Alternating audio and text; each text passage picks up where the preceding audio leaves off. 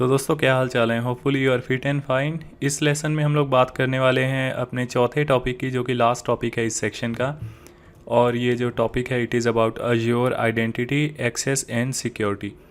तो अभी तक जितना भी हमने पढ़ा, हमने देखा कि क्लाउड क्या होता है, कैसे हम वर्चुअल मशीन वगैरह बना सकते हैं, containers, function and so on, काफ़ी डिफरेंट टाइप की चीज़ें, यानी कि बहुत सारी सर्विसेज हैं जो कि क्लाउड पे अवेलेबल है। अब एक ऑब्वियस सा क्वेश्चन है कि इन सब का जो ऑथेंटिकेशन या सिक्योरिटी है वो कैसे मैनेज होगा, ये चीज़ें कितनी सिक्योर है। तो वो सारी चीज़ें जो हैं हम लोग बेसिकली इस लेसन में सीखने वाले हैं। और इस टॉपिक के बाद जो हमारा 35 to 40% भी है जो कंप्लीट हो जाएगा, यानी कि ऑलमोस्ट जितनी भी अब तक वीडियो अपलोड हुई हैं उन सबको मिला के ऑलमोस्ट हमारा 70% कवरेज हो जाएगा। इसके बाद सिर्फ एक सेक्शन बच जाएगा, उस पर भी वीडियो मैं जल्दी ही बना दूंगा। तो अब चलते हैं, बात करते हैं अज्योर एक्टिव डायरेक्टरी की। अज्योर एक्टिव डायरेक्टरी क्या है, तो आपने ऑलरेडी जो है एडी ज़रूर सुना होगा, स्पेशली अगर आपका इंटरेक्शन कभी विंडोज़ टीम से हुआ है। तो अज्योर जो एक्टिव डायरेक्टरी है जो वो बहुत सिमिलर है आपका जो एक्टिव डायरेक्टरी होता है विंडोज़ सर्वर पे उससे, ठीक है। सिर्फ और सिर्फ डिफरेंस इतना है कि ये जो सर्विस है वो basically cloud based identity and access management service है। यानी कि आपने बताया कि हाँ भाई, जो भी बंदा ऑथराइज्ड होगा उसकी आइडेंटिटी बेसिकली इस एक्टिव डायरेक्टरी में होनी चाहिए। उसके बाद ही वो बंदा जो है ऑथेंटिकेट कर पाएगा या फिर उसको जो भी ऑथराइजेशन वगैरह आप जो है दे पाओगे, ठीक है। ऑथेंटिकेशन का अगेन दोस्तों एक बहुत सिंपल में समझाता हूँ। ऑथेंटिकेशन बेसिकली किसी का लॉगिन होगा या नहीं होगा, ठीक है। और ऑथराइजेशन क्या होता है कि लॉगिन तो हो गया, अब उसके बाद उसको किस चीज़ को देखने की या रीड करने की अथॉरिटी है, या किस चीज़ पे राइट करने की अथॉरिटी है, ठीक है। तो authentication is more to do with identity क्या है, इसका ऑथेंटिकेशन होना चाहिए कि नहीं। Authorization is more to do with कि इसको ऑथराइजेशन हम किसी पर्टिकुलर चीज़ की दे या ना दे, ठीक है। तो ये जो आपका एक बेसिक सा डिफरेंस है ऑथेंटिकेशन एंड ऑथराइजेशन में, ठीक है। बात करते हैं तीसरे चीज़ की अज्योर एक्टिव डायरेक्टरी के अंदर। So it is basically AD service maintainability and availability is taken care by Microsoft. अगर जो हम ऑन प्रीमाइज की बात करें तो जो भी आपका विंडोज़ एडमिनिस्ट्रेटर होता है वो जनरली मैनेज करता है अज्योर एक्टिव डायरेक्टरी को। और यहाँ पे क्या है कि जो अज्योर एक्टिव डायरेक्टरी है उसको मेंटेन करने की रिस्पॉन्सिबिलिटी जो है वो माइक्रोसॉफ्ट की है। यानी कि जो भी फॉर एग्जांपल अगर कुछ उसमें इशू आता है सर्विस को लेकर, ठीक है, अगर सर्विस एक्सेसिबल नहीं है तो उसको लेकर जो भी मेंटेनेबिलिटी है वो बेसिकली माइक्रोसॉफ्ट टेक केयर करता है। लेकिन आपके अगर अपने एनवायरनमेंट में या ऑन प्रीमाइस एनवायरनमेंट में अगर एडी एक्सेसिबल नहीं है या एडी से रिलेटेड कोई इशू आ रहे हैं तो उसको फिक्स करने की बेसिकली जो रिस्पॉन्सिबिलिटी रहती है वो एडमिनिस्ट्रेटर की रहती है। नेक्स्ट है Microsoft detect suspicious sign in attempt at no extra cost. तो अगेन ये सिक्योरिटी से रिलेटेड पॉइंट है कि अगर कोई सस्पिशियस लॉगिन ट्राई करता है तो उस केस में जो है माइक्रोसॉफ्ट ऐसे जो एक्शंस है उसको डिटेक्ट कर लेता है कि ये सस्पिशियस एक्टिविटी है और उसको प्रिवेंट करता है, जो कि ऑब्वियसली आपके जो ऑन प्रीमाइस एक्टिव डायरेक्टरी होता है उसमें ये फीचर नहीं होता है। आपको अलग से जो है कोई ना कोई सिक्योरिटी से रिलेटेड सॉफ्टवेयर या एप्लीकेशन या टूल आपको इंस्टॉल करना पड़ता है। तो ये जो है एक एक्स्ट्रा एडिड एडवांटेज है अज्योर एक्टिव डायरेक्टरी का। अब बात करते हैं कि की फ़ीचर्स क्या है। ऑब्वियसली हमने थोड़ा बहुत हाईलाइट में समझा है अभी, लेकिन थोड़ा बात करते हैं की फ़ीचर्स कौन से हैं अज्योर एक्टिव डायरेक्टरी के। तो सबसे पहला क्या है, ऑब्वियसली ऑथेंटिकेशन। ये आपको फैसिलिटी देता है कि आप इनमें से कोई भी मैकेनिज़्म यूज़ करके ऑथेंटिकेट करवा पाओ यूज़र्स को अपने क्लाउड सर्विसेज पे, ठीक है। तो ऑथेंटिकेशन भी अगेन डिफरेंट टाइप के ऑथेंटिकेशन मेथड्स अवेलेबल हैं, जैसे कि MFA हो गया। MFA होता है मल्टी फैक्टर ऑथेंटिकेशन, यानी कि यूज़र ने पासवर्ड तो डाला ही, पासवर्ड के अलावा जो है उसको कोई ना कोई आप सेकेंडरी ऑथेंटिकेशन मैकेनिज़्म भी डालना चाहते हो, जैसे कि हो गया OTP या जो माइक्रोसॉफ्ट ऑथेंटिकेटर एप्लीकेशन है उससे आपने टाई अप कर दिया, ठीक है। नेक्स्ट ऑब्वियसली अगर आपके पास अज्योर एक्टिव डायरेक्टरी है तो आपके पास ये फैसिलिटी है पासवर्ड रीसेट। जो है यूज़र सेल्फ अपने पासवर्ड वगैरह उसका लॉकआउट होता है तो उसको सेल्फ रीसेट कर सकता है पासवर्ड वगैरह। उसके अलावा जो पासवर्ड से रिलेटेड आप जो है रूल्स वगैरह क्रिएट कर सकते हो कि जो पासवर्ड है वो इतने लेंथ का हो या उसकी ये हिस्ट्री हो, सो एंड सो, ठीक है। तो ये फीचर्स आपको जो है अज्योर एक्टिव डायरेक्टरी प्रोवाइड करता है। नेक्स्ट बात करते हैं सिंगल साइन ऑन। तो आपने आई थिंक ये अपने एंटरप्राइज़ या कॉर्पोरेट वगैरह में बहुत देखा होगा अगर आप वर्किंग है तो। जैसे आप जो है वन ऑफ द आप फॉर एग्जांपल अपने एम्प्लॉयर की या अपनी कंपनी की पोर्टल पे साइन इन करते हो तो फर्स्ट टाइम के लिए वो आपसे जो है क्रेडेंशियल्स वगैरह मांगता है, लेकिन उससे रिलेटेड फिर जो है कोई और आप एप्लीकेशन खोलते हो तो वो उस केसेस में हो सकता है आपसे पासवर्ड वगैरह ना मांगे। फॉर एग्जांपल जैसे आपने अपने कंपनी का होम पेज खोला, उसमें आपसे यूज़र नेम पासवर्ड वगैरह मांगा, उसके बाद फॉर एग्जांपल आपने टीम्स एक्सेस किया या मे बी आपने शेयर पॉइंट एक्सेस किया, तो उस केस में आपसे ऑथेंटिकेशन ना मांगे, बिकॉज वो सब जो है सिंगल साइन ऑन से चलते हैं। यानी कि बेसिकली सिंगल ऑथेंटिकेशन आपने दिया और जो बाकी रिलेटेड एप्लीकेशन है जिसको वही ऑथेंटिकेशन यूज़ करना है, तो वो पासवर्ड वगैरह नहीं मांगेगी, आपको ऑथेंटिकेशन दोबारा नहीं मांगेगी। और जो अगेन नेक्स्ट फीचर है एप्लीकेशन मैनेजमेंट, अगेन आप जो है एप्लीकेशन में आप ये सारे जो हैं फीचर्स हैं इसको यूज़ करके आप अपने एप्लीकेशन को बेटर वे में मेंटेन कर सकते हैं या मैनेज कर सकते हैं। नेक्स्ट फीचर है डिवाइस मैनेजमेंट। तो डिवाइस मैनेजमेंट में क्या है कि फॉर एग्जांपल आपने बोला कि यार इस यूज़र को एक्सेस तो मैं दूंगा, लेकिन इस यूज़र को इस सर्विस का एक्सेस तभी होगा जब वो एक पर्टिकुलर डिवाइस से लॉगिन करेगा। और ये अगेन ज़्यादातर जो है ऑर्गेनाइजेशंस में यूज़ होता है। ऑर्गेनाइजेशन फॉर एग्जांपल वो अपने एम्प्लॉयज़ को लैपटॉप वगैरह या डेस्कटॉप देकर रखती है, और वो चाहती है कि ये जब भी लॉगिन करे बेसिकली इस पर्टिकुलर डिवाइस से ही करे, ठीक है। और अगर उसका लॉगिन किसी और डिवाइस से होता है तो वो आप जो है सेट कर सकते हो कि उस केसेस में क्या हो, ऑथेंटिकेशन डिनाई हो जाए या उसका जो है एक्सेस ना हो या बेसिकली ऑथेंटिकेशन ना हो, लॉगिन ना हो, ठीक है। तो इस टाइप के की फीचर्स हैं जो कि आपको अज्योर एक्टिव डायरेक्टरी प्रोवाइड करता है।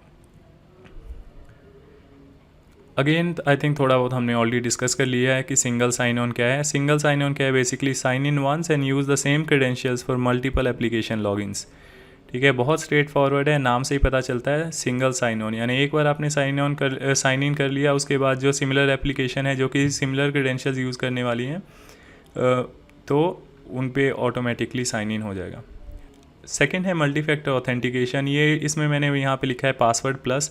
तो बेसिकली ये पासवर्ड तो इसको इस केस में आपको देना है, उसके अलावा जो है एक एडिशनल जो आपको एडिशनल ऑथेंटिकेशन मैकेनिज़्म भी सेलेक्ट करना पड़ेगा, जैसे कि इधर OTP या कोई ना कोई चैलेंज क्वेश्चन है या फिर फिंगरप्रिंट वगैरह, जैसे कि बायोमेट्रिक्स। फॉर एग्जांपल आपने एक तो पासवर्ड डाला, उसके बाद जो है आपको अपना बायोमेट्रिक्स भी लैपटॉप पे देना पड़ेगा, and then only it will allow you to log in, ठीक है। तो वो हो गया आपका एक मैकेनिज़्म। फिर थर्ड वाला गया पासवर्ड लेस, जो कि बेसिकली सिंपली बायोमेट्रिक्स बेस्ड है। इस केस में या तो बायोमेट्रिक्स बेस्ड हो गया, ठीक है, आपने फिंगरप्रिंट ऑथेंटिकेशन कर लिया, या सेकंड क्या होता है कि आपसे जब आपने एप्लीकेशन पे लॉगिन किया तो उस केस में आपसे यूज़र नेम मांगेगा, पासवर्ड नहीं मांगेगा। आप जो है ऑथेंटिकेशन कर रहे हो आप using your Microsoft authenticator app, ठीक है, लेकिन आपको पासवर्ड देने की ज़रूरत नहीं पड़ती है। नेक्स्ट टॉपिक बात करते हैं Azure conditional access. Azure conditional access क्या है, और अज्योर कंडीशनल एक्सेस अगेन नाम से बहुत क्लियरली पता चल रहा है कि कंडीशन के बेसिस पे हम एक्सेस दे रहे हैं, ठीक है। और वो कंडीशंस क्या होंगे, वो बेसिकली कुछ आइडेंटिटी सिग्नल्स हैं, जैसा कि यहाँ आप देख सकते हो, allow access based on identity signals.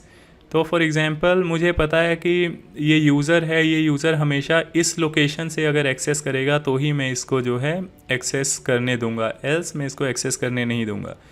या दूसरा सिग्नल क्या होगा, ये यूज़र है, अगर ये लैपटॉप जिसका होस्ट नेम XYZ है उससे लॉगिन करने का ट्राई करेगा तो ही मैं इसको लॉगिन करने दूंगा, अदरवाइज़ लॉगिन करने नहीं दूंगा। तो इस टाइप का जो है आप कंडीशनल एक्सेस बना सकते हैं। तो उस केसेस में क्या होगा, आप 100% श्योर रहोगे, आपकी सिक्योरिटी बढ़ जाएगी। यू ऑलवेज़ नो कि जो right person is logging in from the right device, ठीक है। और ऐसा करना क्यों इंपॉर्टेंट है, फॉर एग्जांपल लेट्स से कि आप किसी कंपनी के एम्प्लॉई हो, ठीक है, जब तक आप एम्प्लॉई हो तब तक तो ठीक है, आप लेट्स से उसी लैपटॉप से डेली लॉगिन करते हो। लेकिन जैसे ही क्या हुआ, लेट्स से आप सेपरेट होते हो ऑर्गेनाइजेशन से and you join some other company, ठीक है, और and you somehow try to access, let's say आपको लगता है यार मेरा कुछ पुराना डेटा या पुरानी ईमेल तो कुछ रह ही गई पुराने एम्प्लॉयर के साथ, तो आप क्या है ट्राई करते हो एक्सेस करने का एनवायरनमेंट। एंड इन दो सॉर्ट ऑफ सिनेरियो, अगर आपका कंडीशनल एक्सेस है, डिवाइस बेस्ड एक्सेस है, डिवाइस से रिलेटेड कंडीशंस हैं, तो it will not allow you to access, ठीक है। अब चलते हैं next topic which is Azure role based access control. Role based access control क्या है, बेसिकली हर बंदे का जो रोल होगा उसको उससे रिलेटेड ही एक्सेस मिलेगा। फॉर एग्जांपल आई थिंक मैंने एक एग्जांपल यहाँ पे बनाया हुआ है, यहाँ पे Azure role based access control, यहाँ पे इसको अगेन शॉर्ट में जो रोल बेस्ड एक्सेस कंट्रोल है इसको आरबैक भी आप बहुत जगह लिखा हुआ देखोगे, तो याद रखना आरबैक अगर लिखा हुआ है तो basically it is role based access control. ठीक है, अब हम बोलते हैं कि यार हमारे पास 3 यूज़र है, 3 नए यूज़र ने लेट्स सपोज आज जो है ज्वाइन किया है हमारी ऑर्गेनाइजेशन को, और यूज़र 1 जो है वो HR डिपार्टमेंट से है, यूज़र 2 जो है वो IT डिपार्टमेंट से है, यूज़र 3 जो है वो एडमिनिस्ट्रेशन डिपार्टमेंट से है। अब हमें यूज़र 1 को क्या करना है, यूज़र 1 जो को HR से रिलेटेड जितने भी एप्लीकेशंस हैं उसके जितने भी फीचर्स हैं उन सब पे एक्सेस देना है। ठीक है, यूज़र 1 क्योंकि HR का पार्ट है। अब एक तो तरीका ये है कि जितने भी एप्लीकेशन है उसके अंदर जितने फीचर्स होंगे मुझे जाके यूज़र 1 को हर एप्लीकेशन जितने भी टूल्स हैं HR के टूल्स हैं उन सब के अंदर हर फीचर में ऐड करना पड़ेगा एंड एक्सेस देना पड़ेगा। ठीक है, सिमिलरली मुझे यूज़र 2 को IT के जितने भी टूल्स हैं और फीचर्स हैं या सर्विसेज हैं उनके अंदर एक्सेस देना पड़ेगा, एंड सिमिलरली फॉर एडमिनिस्ट्रेटर। या फिर मैं एक ऐसा काम करूं कि मैं जो है इन सब के रोल बना दूं। फॉर एग्जांपल जो भी HR डिपार्टमेंट को ज्वाइन करेगा उसको मैं रोल बोलता हूं HR रोल, IT वाले को रोल देता हूं IT रोल, एडमिन वाले को रोल देता हूं एडमिन रोल। अब क्या हुआ, यूज़र 1 को rather than giving feature wise access मैंने बोला यूज़र 1 जो है वो उसको HR का एक्सेस मैंने दे दिया। ठीक है, HR के रोल का एक्सेस दे दिया, और HR के रोल पे क्या क्या एक्सेस है, जितने ये सारे फीचर्स का एक्सेस है। ठीक है, तो उस केस में बेसिकली यूज़र 1 को एक्सेस मिल जाएगा HR के जितने भी टूल्स हैं उन सब पे। अब अगर यूज़र 1 लॉगिन लेसे कर लेता है सक्सेसफुली, HR के टूल एक्सेस करता है तो वो तो उसको अलाउ होते हैं, लेकिन अगर वो IT या एडमिनिस्ट्रेटिव कोई भी टूल एक्सेस करने जाता है तो उस केस में उसका एक्सेस जो है वो डिनाई हो जाएगा, बिकॉज यूज़र 1 को सिर्फ रोल बेस्ड एक्सेस मिला हुआ है और सिर्फ HR रोल बेस्ड एक्सेस मिला हुआ है। ठीक है, तो ये रोल बेस्ड एक्सेस होता है, बहुत बहुत ईजी है इसको समझना, आपने ऑलरेडी ये बहुत सारे एप्लीकेशंस में ये सब चीज़ें देखी होंगी। मूव ऑन करते हैं नेक्स्ट टॉपिक पे, which is zero trust model. अब ज़ीरो ट्रस्ट मॉडल क्या है? Zero trust is a security model that assumes the worst case scenario and protects resources with that expectation. ठीक है, ज़ीरो ट्रस्ट मॉडल बेसिकली कहता है यार हमें किसी पे ट्रस्ट नहीं करना है। हमें कोई बंदा लॉगिन करने आता है तो हमेशा ये सोचना है कि ये जो लॉगिन है अनऑथोराइज्ड है, और हमें पहले हमेशा चेक करना है कि इसका जो है whether that guy is authorized to access particular service. ठीक है, तो ये सीन है ज़ीरो ट्रस्ट मॉडल में। Requires because zero trust model is requires because now hardware software is no longer protected within your data centre premises. अब zero trust model की ज़रूरत और ज़्यादा क्यों बढ़ गई है? बिकॉज हम क्या बोले हैं, अब हमारा सारा भी जो सारी सर्विसेज हैं वो बेसिकली अब हैं क्लाउड पे। पहले क्या होता था, ये zero trust model for example at least आपको पता होता था कि आपके जो सारे सर्वर्स हैं वो बेसिकली आपके डेटा सेंटर में है, and you can increase the security of the data centre. ठीक है, ताकि कोई ऐसे डैमेज ना कर पाए सर्वर्स को, कोई मे बी जो है स्टीलिंग का केस ना हो, सर्वर स्टीलिंग एट्सेट्रा। ठीक है, तो वो बेसिकली एटलीस्ट कुछ टाइप की फ़िज़िकल सिक्योरिटी प्रोवाइड करता था। अगेन जो ये ज़ीरो ट्रस्ट मॉडल में हम डिस्कस करते हैं यहाँ पे, बेसिकली ये डिफरेंट टाइप की जो होती हैं सिक्योरिटीज़ होती हैं। ठीक है, जो कि इस टॉपिक में हम लोग देख सकते हैं, which is called defence in depth. ठीक है, अब हमें क्या है, जो बेसिकली कोई भी स्टील करने आ रहा है उसका जो मेन एम क्या होता है, उसका मेन एम होता है डेटा स्टील करने का, है ना। उसको आपके सर्वर से कोई लेना देना नहीं है, उसको जो बाकी चीज़ें हैं फिजिकल चीज़ों से बेसिकली कोई लेना देना नहीं है, उसको जो है डेटा से लेना देना है। वो या तो जो डेटा के लिए वो ऑथोराइज नहीं है वो डेटा एक्सेस करना चाहता है, फिर उसका जो है मिसयूज़ करेगा। तो ये जो है डिफेंस इन डेप्थ में ये सारे जो हैं लेयर होते हैं प्रोटेक्शन की, जो कि डेटा को बचाते हैं। सबसे पहला हो गया physical security. Physical security again protecting physical damage और थेफ्ट। तो जो कि मैंने एग्जांपल में बताया आपको कि पहले क्या होता था, आप जो अपना डेटा सेंटर बनाते थे तो उसकी फ़िज़िकल सिक्योरिटी का भी अरेंजमेंट करते थे। अब क्योंकि हमारा खुद का कोई डेटा सेंटर नहीं है, हम सिर्फ क्लाउड बेस्ड सर्विसेज एक्सेस कर रहे हैं, तो फिज़िकल सिक्योरिटी कौन मेंटेन करेगा? ये जो माइक्रोसॉफ्ट हैं उनके सारे डेटा सेंटर में वो जो हैं डिफरेंट अप्रोचेस फॉलो करते हैं to ensure physical security available है, ताकि कोई ऐसा ना हो कि उनके कोई डेटा सेंटर में अनऑथोराइज्ड पर्सोनल घुसा और कोई डेटा सेंटर और कोई सर्वर डैमेज कर गया, कोई सर्विसेज डैमेज कर गया, या कोई सर्वर लेकर भाग गया, या कोई स्टोरेज डिवाइस लेकर भाग गया। ठीक है, तो वो जो फिज़िकल सिक्योरिटी मैनेज करता है माइक्रोसॉफ्ट। नेक्स्ट है आइडेंटिटी एंड एक्सेस। तो आइडेंटिटी एंड एक्सेस हमें बेसिकली इंश्योर करना है कि हम सिर्फ उसी बंदे को जो जो कि ऑथोराइज्ड है उसी को ऑथेंटिकेशन करने दे, जो बंदे को जो ऑथोराइज्ड है उसी को एक्सेस करने दे कोई पर्टिकुलर एप्लीकेशन या सर्विसेज। पेरीमीटर क्या है? Basically the network perimeter protects from network based attacks. तो नेटवर्क पेरीमीटर होता है जो कि नेटवर्क बेस्ड जो अटैक्स होते हैं, यानी कि आपका DDoS attacks and so on, ठीक है, उस टाइप की चीज़ों से बचाता है। नेटवर्क लेयर, अगेन जो नेटवर्क लेवल की, at this layer the focus is on limiting the network connectivity across all your resources. Basically हमारे जो रिसोर्स हैं, जैसे मैंने 5 सर्वर बनाए हैं, तो अगर एक सर्वर को दूसरे सर्वर से कनेक्शन की कोई ज़रूरत ही नहीं है, तो I need to make sure कि इन दोनों के एक्सेस जो है रिस्ट्रिक्टेड हैं, ठीक है। तो इससे क्या फ़ायदा होगा, अगर कोई किसी केस में आपके एक सर्वर पे लेट्स से घुस भी जाता है, तो he will not be able to connect to other systems. तो ये चीज़ें आपको इंश्योर करनी है। कंप्यूट बेस्ड सिक्योरिटी क्या है? आपको कंप्यूट बेस्ड सिक्योरिटी में बेसिकली आप जो कंप्यूट, अगेन हमने बात किया था, कंप्यूट क्या होता है? वर्चुअल मशीन, ठीक है, वर्चुअल मशीन सर्विस। तो वर्चुअल मशीन सर्विस को आपको इंश्योर करना है कि आप टाइमली पैचिंग कर रहे हो, जो भी वल्नरेबिलिटी है उसको रिमूव कर रहे हो, बिकॉज अगर वल्नरेबिलिटीज़ होंगी तो कोई भी उसको अटैक कर सकता है वल्नरेबिलिटी को यूज़ करके और सिस्टम में घुस सकता है।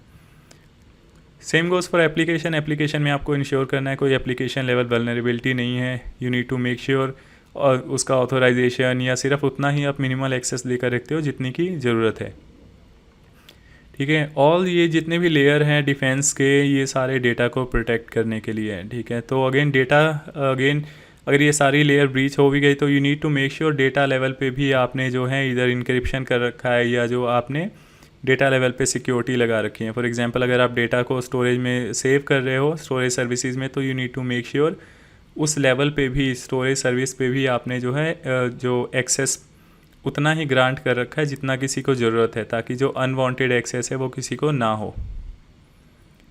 तो ये था डिफेंस इन डेप्थ। नेक्स्ट बात करते हैं माइक्रोसॉफ्ट डिफेंडर फॉर क्लाउड। अब देखो हमने इतनी चीज़ों की बात की कि ये चीज़ें इस टाइप की सिक्योरिटी वगैरह होनी चाहिए, तो ऑब्वियसली उसको सिक्योरिटी को प्रोवाइड करने के लिए कोई ना कोई टूल भी होगा, और वो माइक्रोसॉफ्ट ने बना रखा है, which is called Microsoft defender for cloud. Microsoft defender for cloud क्या करता है? It is a monitoring tool for security, posture management and threat protection. तो बेसिकली जो सिक्योरिटी है हमने बात की, जो चाहिए उसको बेसिकली उन सब चीज़ों को सिक्योरिटी को मैनेज करता है कि हाँ अगर कोई DDoS अटैक कर रहा है तो Defender will be able to identify that और उसको जो है रोक पाएगा। अगेन जो माइक्रोसॉफ्ट डिफेंडर है ये क्लाउड बेस्ड सर्विस है और नेटिवली इंटीग्रेटेड टू अज्योर है, तो obviously deployment is going to be easy because ये सारे टूल जो हैं ऑब्वियसली क्लाउड पे। पर क्या आप माइक्रोसॉफ्ट डिफेंडर को यूज़ कर सकते हो नॉन क्लाउड एनवायरनमेंट में? तो हाँ आप यूज़ कर सकते हो। फॉर एग्जांपल जैसा कि हमने बिगिनिंग में फर्स्ट लेसन में डिस्कस किया था कि काफ़ी ऑर्गेनाइजेशन ऐसी हैं जो कि अभी they are on the process of migrating to cloud, अभी वो पूरी तरह से क्लाउड पे मूव नहीं हुए, तो यानी उनका जो मॉडल है that is kind of hybrid model. तो उस केस में जो है आप डिफेंडर यूज़ कर सकते हो हाइब्रिड रिसोर्सेज के लिए भी। इसकी फीचर्स की ऑब्वियसली हमने बात की, जितने भी आपकी सर्विसेज हैं उन सबको डिफेंडर जो है प्रोटेक्ट करेगा, ठीक है। यानी कि जो भी आपकी सर्विसेज हैं, पास service, IAS service, SAS service, जिन सब की हमने लेसन 1 में बात की थी, तो ये सारी डिफरेंट टाइप की चीज़ जो सर्विसेज हैं उनको बचाएगा Microsoft defender from any kind of attack, ठीक है। तो यानी हमने बोल दिया क्लाउड की सर्विसेज को हमने डिफेंड कर लिया यूजिंग माइक्रोसॉफ्ट डिफेंडर, हाइब्रिड को हमने डिफेंड कर लिया using defender. How about service which is running on other cloud? तो defender for cloud can also protect resources in other clouds. तो फॉर एग्जांपल जैसे आपकी कोई सर्विस, आपने जो है कुछ एप्लीकेशन ऐसी भी हैं जो कि आपने गूगल क्लाउड पे या जो है अमेज़ॉन क्लाउड पे डिप्लॉय कर रखा है, तो आप माइक्रोसॉफ्ट डिफेंडर को यूज़ करके उसको भी जो है डिफेंड कर सकते हो। तो दैट्स ऑल गाइस, जो ये टॉपिक था सिक्योरिटी का बहुत ही छोटा था, इसमें ज़्यादा हैंड्स ऑन हमें करने की ज़रूरत नहीं है, बहुत सिंपल कॉन्सेप्ट है और इसमें जो है कॉन्सेप्ट बेसिकली जो भी टॉपिक्स हैं, तो इसलिए जो है इसको हम क्विकली हमने निपटा लिया है। यानी कि ये जो टॉपिक्स थे 3 टॉपिक, यानी डिस्क्राइब क्लाउड कॉन्सेप्ट हमने कंप्लीट कर लिया, describe Azure architecture and services ये भी हमने पूरा कंप्लीट कर लिया। यानी कि ऑलमोस्ट हम बोल सकते हैं कि 70% हम लोग अपने एग्ज़ाम के लिए रेडी हो गए। हमारा जो है सिर्फ 30 to 35% which is related to describing Azure management and governance ये वाला एक टॉपिक बचा हुआ है, इसके करने के बाद हम कुछ जो है थोड़े बहुत प्रैक्टिस करेंगे कुछ क्वेश्चंस वगैरह की। उसके बाद जो है we are ready for Azure fundamentals certification. तो thank you so much for watching guys. Video अच्छी लगी हो या कोई फीडबैक हो आपका तो ज़रूर दे देना, ताकि जो नेक्स्ट टॉपिक पे जब मैं वीडियो बनाऊंगा जो कि लास्ट सेक्शन है हमारा, उसमें इम्प्रूवमेंट कर सकूँ वो सारी चीज़ें। थैंक यू सो मच, मिलते हैं अगली वीडियो में।